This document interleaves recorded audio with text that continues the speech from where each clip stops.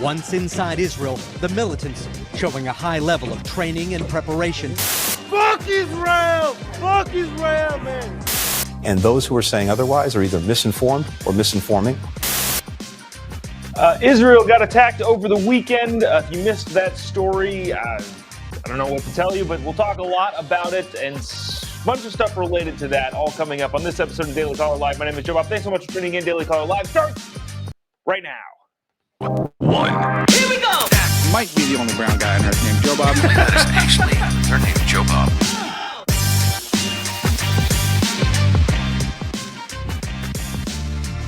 Live from the dingy bunker that is completely cut off from the outside world, except for you fine folks. My name is Jobob. This is Daily Caller Live. Thanks so much for tuning in on today. It is Monday, October 9th, the year of our Lord 2023. Not a lot of fun over the weekend, obviously, in terms of the news cycle. I myself had fantastic comedy shows in Arkansas and Tulsa, Oklahoma. But we're not talking about that today. Because we got to get to the big story, obviously, that's happening globally around the world and just how it interacts with the American political system and everything going on around there. Now, just as a baseline setup here, obviously, I am not an Israel expert. However, about almost exactly a year ago, my wife and I were in Sderot, which you probably heard is a city near Gaza that was under attack on Saturday and suffered a lot of casualties and a bunch of just horribleness at the hands of Hamas, the terrorist group. So that being said, again, not an Israel expert, but at the same time, I have a pretty good understanding, at least a cursory understanding, and hopefully I'm able to relay it in a way that everybody can kind of understand of what's going on there, having toured around the entire country, learned quite a bit about it. And I kind of thought today the best place to start is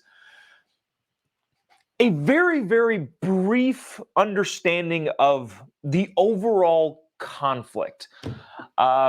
In the 40s, after World War II, obviously, with terrible things happening to the Jewish community, Zionism begins. Zionism, the idea that the Jewish people would return to the homeland, which is now the nation state of Israel. 1948, Israel becomes its own country, and we won't get into the minutia of that, but since then, people who lived in the region and the new Israelis or people that have already been there or just the Jewish state of Israel as a whole have been in conflict. If you didn't know that, that's there you go. That very, very quickly tried to catch people up to speed. Now, obviously, there has been a lot of conflict in the Middle East. Every single U.S. president since, was it Hoover, has been trying to figure out a peaceful pact, if you will. Lots of people bring up two-state solutions. We won't get into all of the politics behind that, but just to set up the idea of the reason why I think a lot of, the reason why Hamas and other terrorist groups, Hezbollah, is so upset constantly is because they feel like they've been displaced. And that is what I think, that along with other religious components, is what stokes the fire for them to go do the horrible, terrible things that they did. Now, I'm not in any way trying to justify that. I'm just trying to get a broader sense of how and why this stuff happened. Now, fast forward to Saturday, Hamas from the Gaza Strip invades a border town called Sderot in Israel, among a couple other different places. I want to play you the clip that the Today Show was having on their broadcast this morning to kind of give a brief outline. This is Richard Engel, who is this is Richard Engel, who is in Sderot, the border town in Israel that was under attack. Now, a couple different parallels here, and again, I don't really want to get into the politics of it, but it's kind of unavoidable, especially the parallels with the United States and our current border situation. But here's just kind of a brief summary of what happened on Saturday before we kind of get into how that affects the United States. Check it out. At 6:30 Saturday morning, under the cover of a massive rocket barrage, hundreds of Hamas fighters blasted their way through the fences around Gaza and flew over Israeli defenses in paragliders. Once inside Israel, the militants, showing a high level of training and preparation, went on a killing spree. Israeli media say, in all, more than 700 Israelis are dead, including more than 100 soldiers and police. Many of the dead, nearly 300, were at an all-night dance party near Gaza. Goes without saying, absolutely horrible what happened in Israel at the hands of Hamas. Now, I think what a lot of people are trying to get at is, well, in terms of the now PR battle, because that's what these things come down to. It happened in Ukraine, obviously. It's happening in Israel. There's now a PR battle, and PR is just as much of a battle as is the actual on the ground. I don't know if I want to say that, but it is a huge component in modern warfare. And considering how the lefty Free Palestine people are going to react to Israeli reaction, a lot of stuff coming up front is preparing people for what they're going to see. Ben Shapiro probably put it most in the most concise way. He said this: raping, mutilating, kidnapping, all of these are war crimes. So is hiding behind civilians. Every ounce of blood spilt in Gaza, and he's talking about the Israeli reaction to what Hamas did on Saturday, is on Hamas and its Iranian paymasters, every single ounce. In other words, the PR effort is to get out in front, and this is obvious, but when Israel responds, and they should, and not only should, they have to respond, there's going to be backlash of, look at how bad the Israelis are, and kind of completely wash over the horribleness that happened on Saturday. And I think guys like Shapiro and a bunch of my friends out there are saying, look, none of this needed to happen, but they decided to start a conflict, and everything that happens after this conflict is initiated by Hamas is the fault of the initiators, which, I mean, again, that just makes sense. Obviously, people have deep felt feelings of either pro-Israel or free Palestine, but at the bottom line, if you try to even be just objective about it, of course Israel is going to respond. They have to, just because what happens if you don't? And so all the people like Shapiro are saying is that, look, nobody wanted to do the things that Israel is going to do and is about to do and is currently doing. But what other choice do they have? And I couldn't agree more with that sentiment.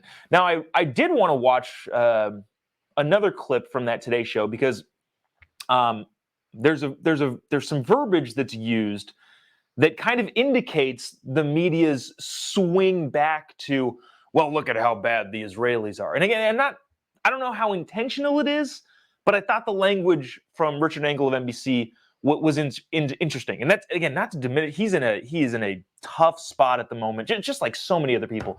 But I did think this was interesting. Check this out.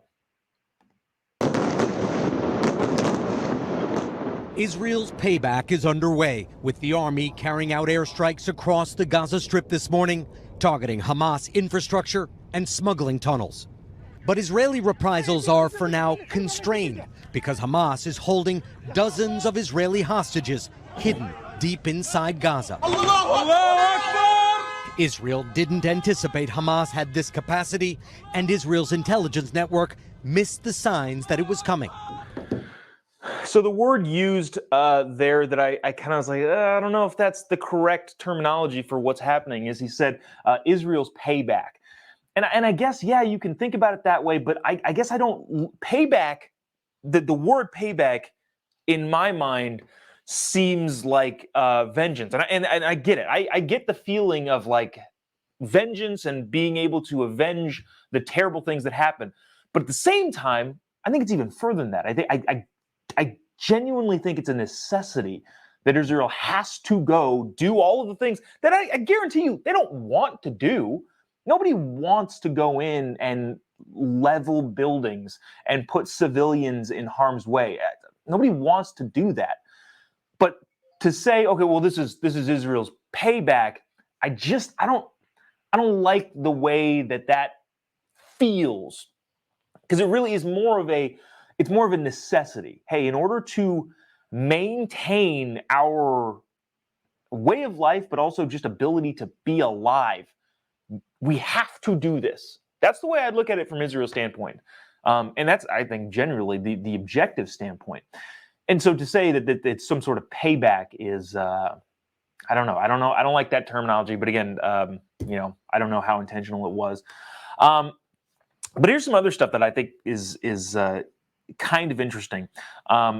Israel has put out several press releases to the people in Gaza. Civilians get out of the majorly populated areas. Gaza is a densely populated, not all that big piece of land.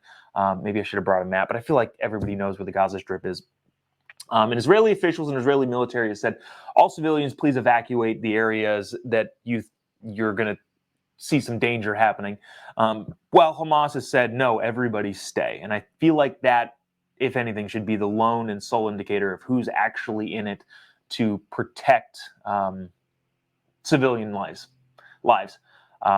Israel saying, get out. We have to, in order to protect our way of life, do some things that I don't think anybody wants to do. But in that process, all of the civilians that don't want to be caught up in this leave. Whereas Hamas is saying, no, everybody stay. And the reason they're saying that is because they're using human shields to then wage, like what I was talking about, the PR battle. Hamas is saying women and children stay behind in this very dangerous area. And when Israel does what it has to do, they're going to say, look, at the Israelis killed a bunch of women and children. And again, I don't mean to make light of it, but that's just how it's going to work out. And it's up to the media and the people that are critiquing the situation to be able to understand that unless this is provoked, none of this happens. So there's that. I also wanted to bring up, well, let me go to this first. This is our Secretary of State, Antony Blinken. Oh, shoot, that LOLs is not supposed to be that Chiron there. Forgot to change that. Sorry about that. But this is Antony Blinken, Secretary of State, on Meet the Press over the weekend, responding to the, I forget her name, the hostess, the Meet the Press. Sorry. Talking about the funding that Iran got from the United States. Now, if you don't know anything about Hamas, to the south of the Israeli region, and then Hezbollah to the north out of Lebanon, they are funded heavily by Iran, who, again, this doesn't probably need to be repeated because everybody knows it, but Iran is on the forefront of the death to America thing.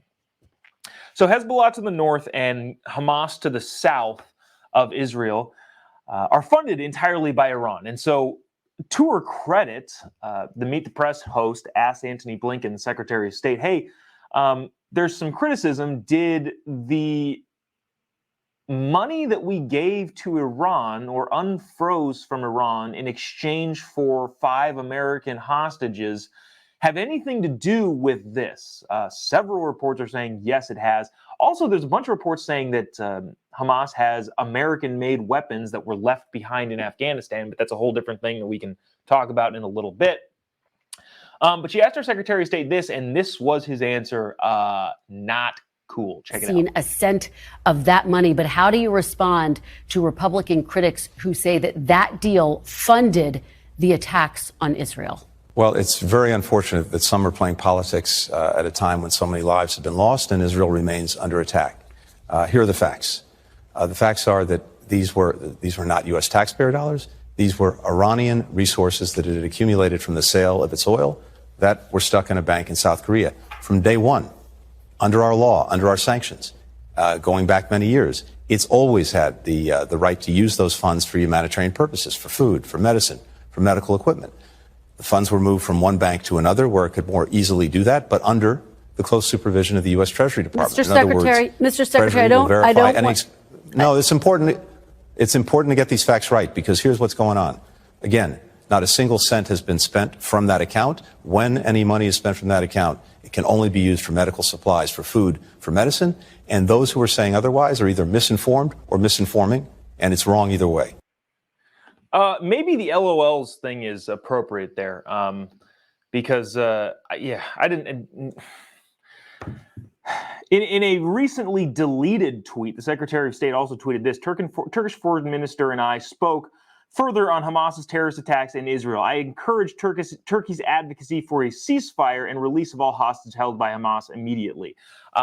Then he goes around talking about a ceasefire. I think the thing that we think about Antony Blinken already is being proven second by second. I think a lot of people kind of think he's a spineless, weak person who has a lot of power as the Secretary of State of the United States.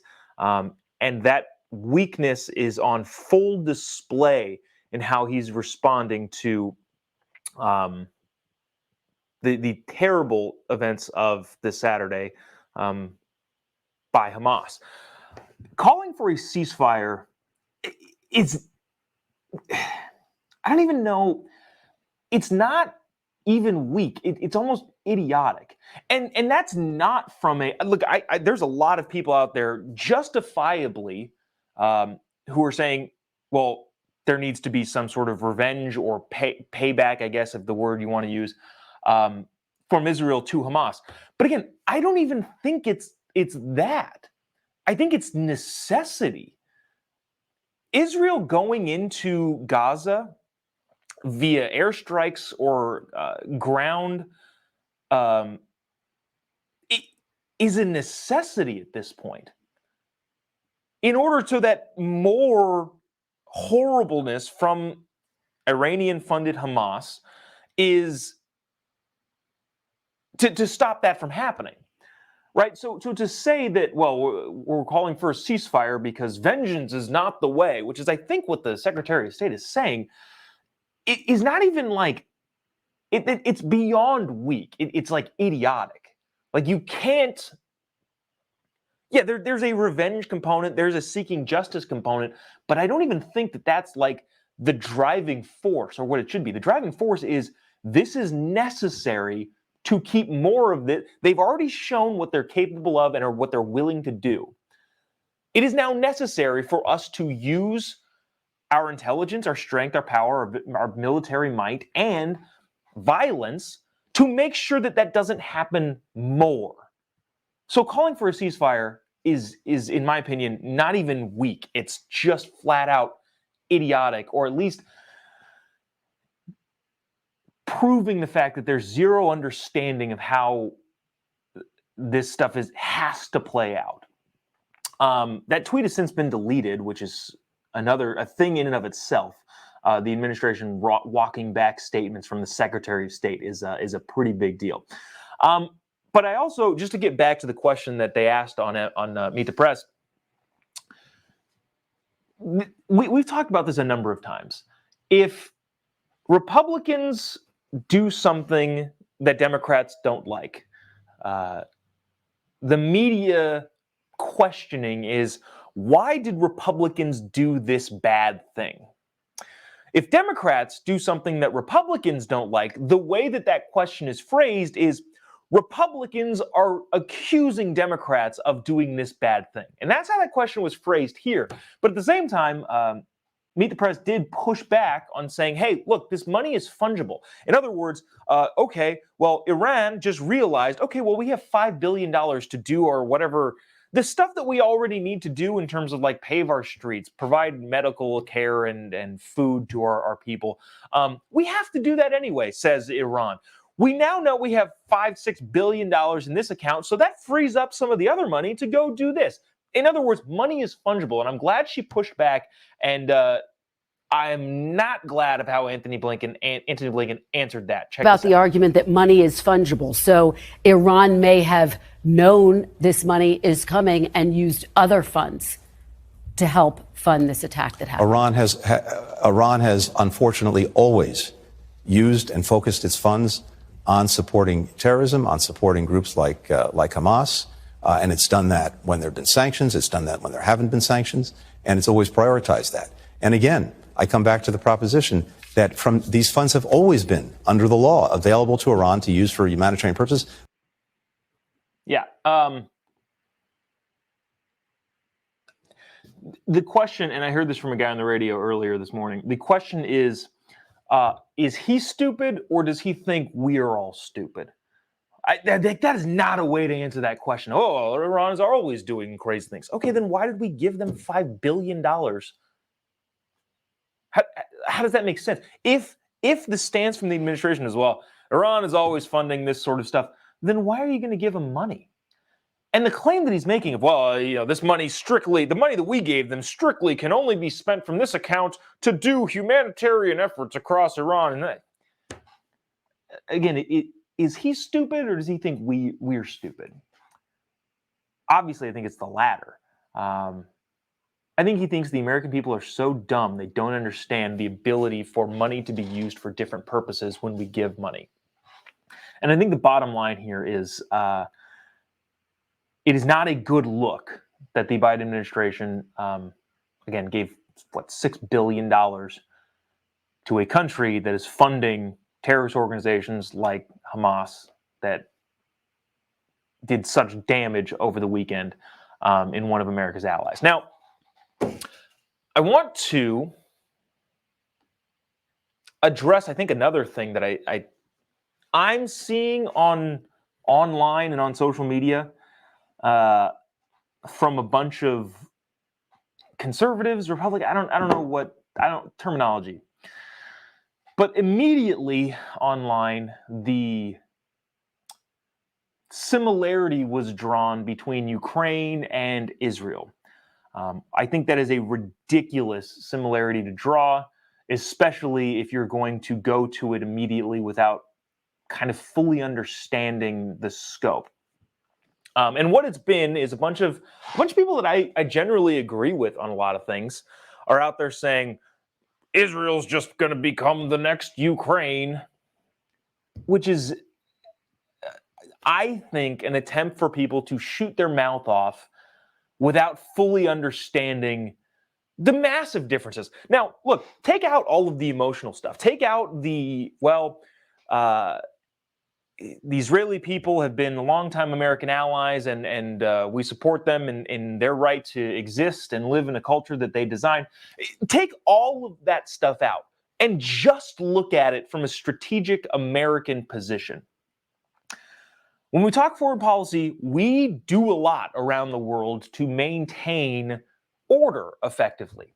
And if you look at it strictly from American strategy, Ukraine, and I'm not really even taking sides here on Ukraine versus Israel, but they're just different. Ukraine is defending a philosophy, defending an idea, which, you can have your thoughts on what is good and what isn't. But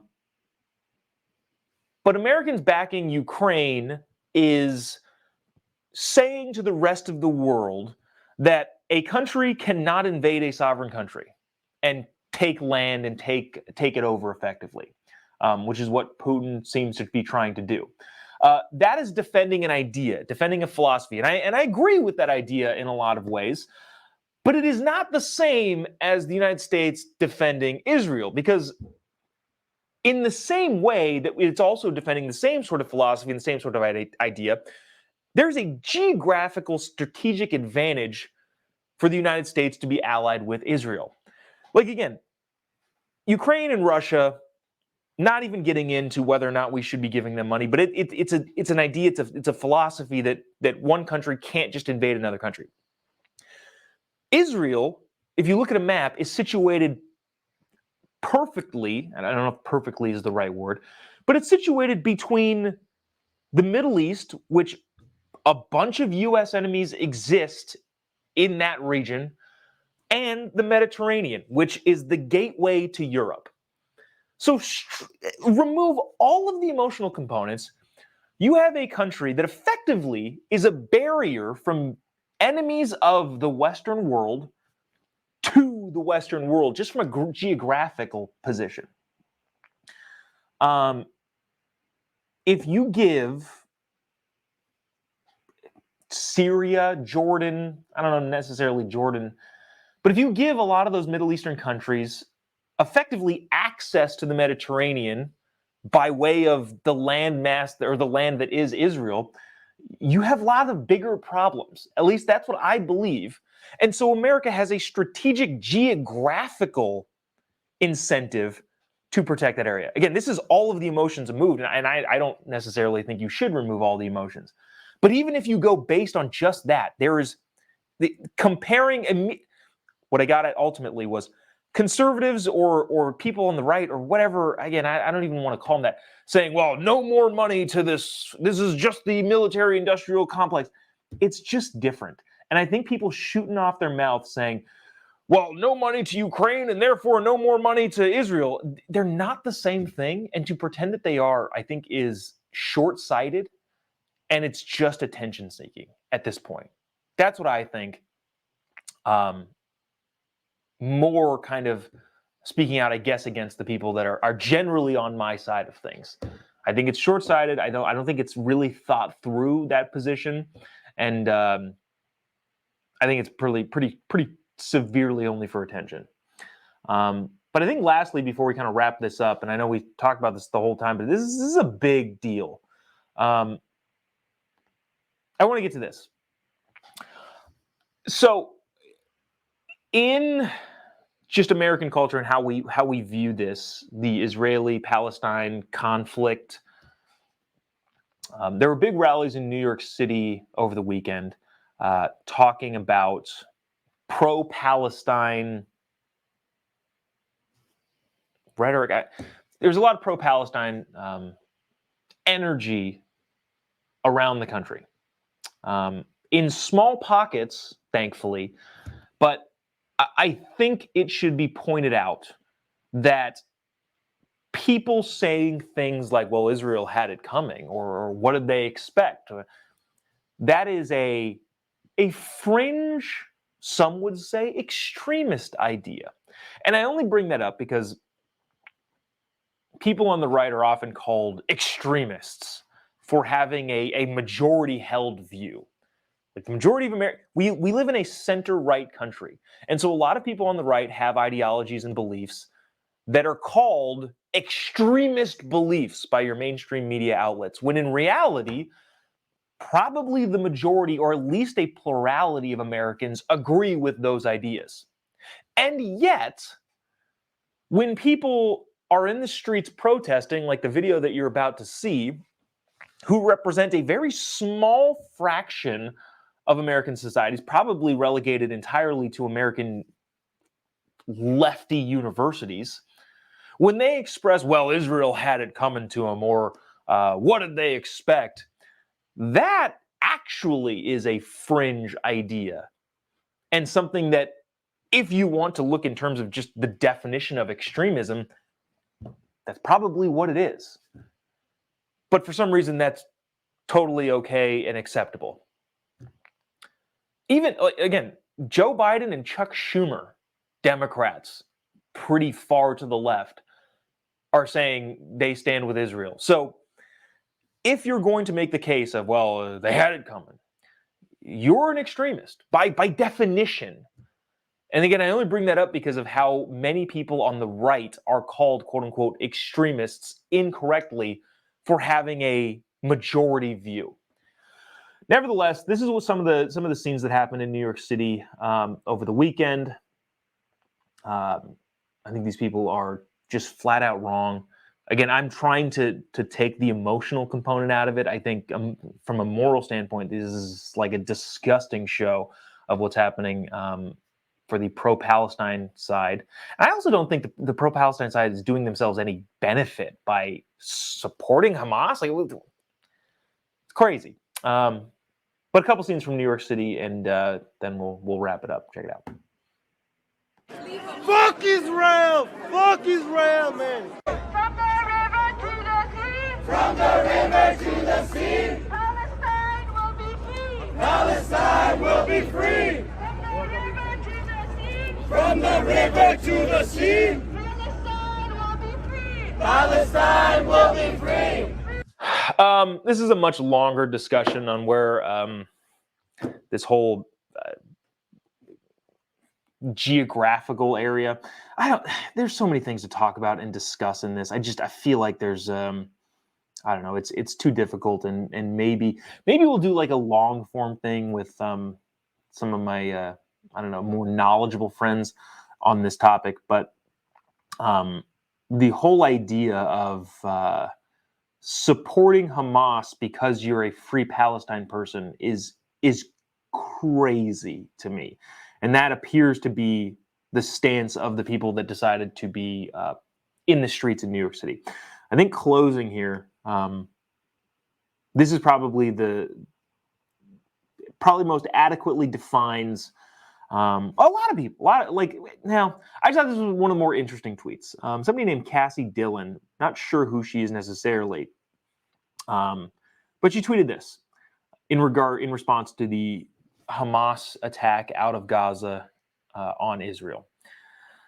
The most liberal pro-two-state solution Jews I know are now calling for Gaza to become a parking lot, which should give a pretty good view into how people are thinking about this and how awful Hamas attacks on the Israeli state have been.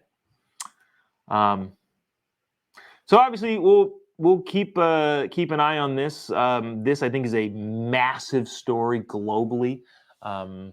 It's going to get uglier before it gets better, and I think that's kind of the reality of it, and that's part of the kind of the PR war that's going to be happening over the next several weeks until the unrest has been settled.